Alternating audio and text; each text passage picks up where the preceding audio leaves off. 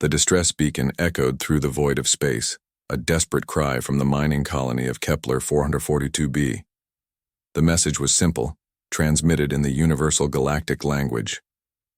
Medical emergency, plague outbreak, requesting immediate assistance, colony population, 847 souls. What the colonists didn't expect was for their saviors to come from the infamous death world called Earth. James Chen adjusted the atmospheric controls of the medical transport ship Hippocrates as they approached the outer rim of the Kepler system.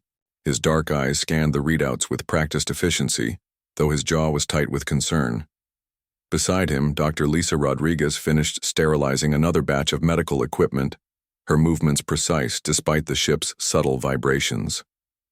"Still can't believe they actually called us," Lisa muttered, securing a case of synthesized antibiotics. 3 years of the Galactic Council treating humans like walking biological weapons, and now they want our help. James allowed himself a bitter smile.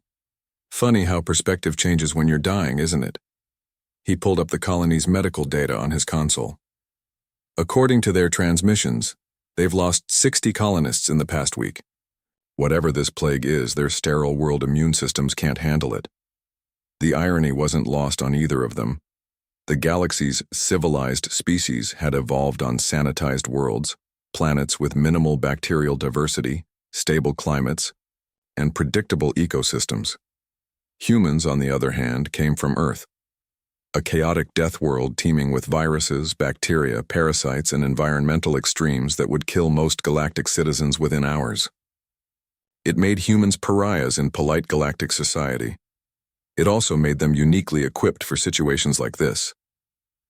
Approaching Kepler 442b, James announced, his hands dancing across the navigation controls. Colony is on the night side of the tidally locked planet. Temperature readings show -40 Celsius at the landing site. Lisa snorted. "Balmy. Remember that winter we spent in Siberia during the outbreak response training?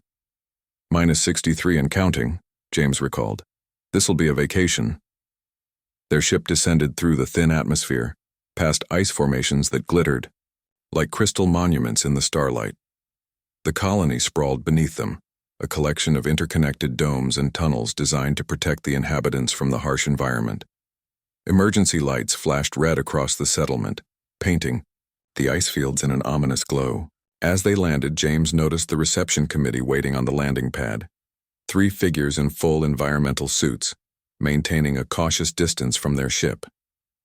Even in a medical emergency, the galaxy's species couldn't overcome their instinctive fear of humans. The lead figure stepped forward as James and Lisa emerged from their ship. Through the helmet's faceplate, they could see the elongated features and pale blue skin of a Centauri, one of the galaxy's premier medical species, ironically helpless against this outbreak. "I am Colony Administrator Velkoth," the figure spoke through a translator unit. We are grateful for your response, though we had hoped for Centauri medical teams." "The Centauri Medical Corps is busy with their own outbreak," Lisa replied, shouldering her medical kit. "Lucky for you, Earth's Pandemic Response Division doesn't discriminate." Velkoth's antennae twitched nervously.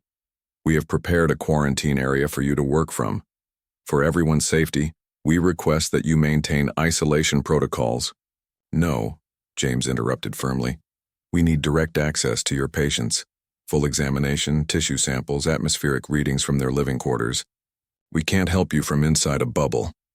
The administrator's companion stepped back involuntarily. "But the contamination risk is minimal," Lisa finished. "We've analyzed your preliminary data during transit.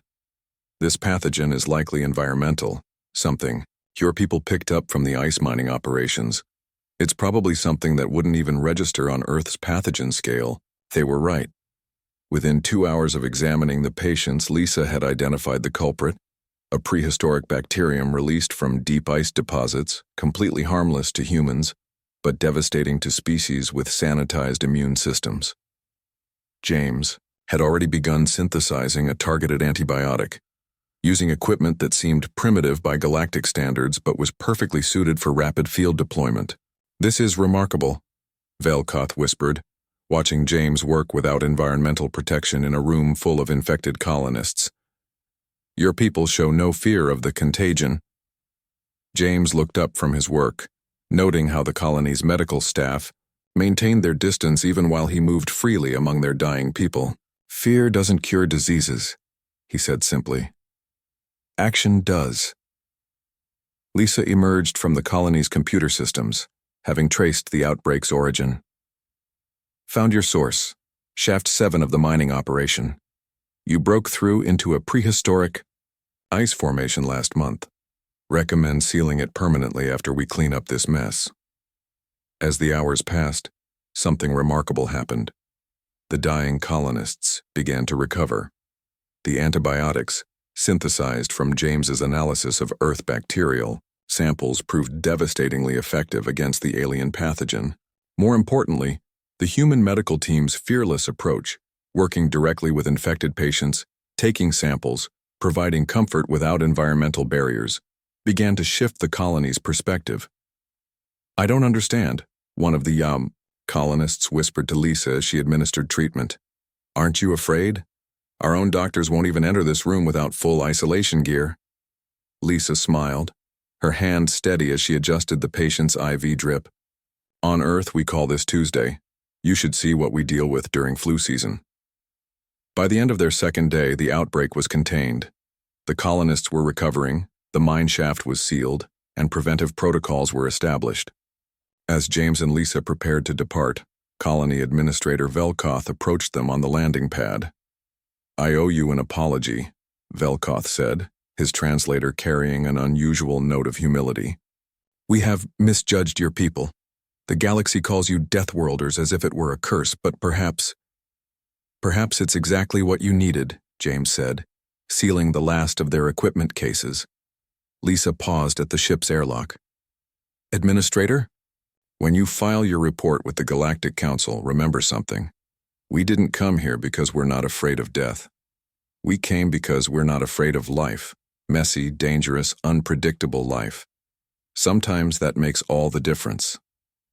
As the Hippocrates lifted off from the ice world, James plotted their course back to Earth.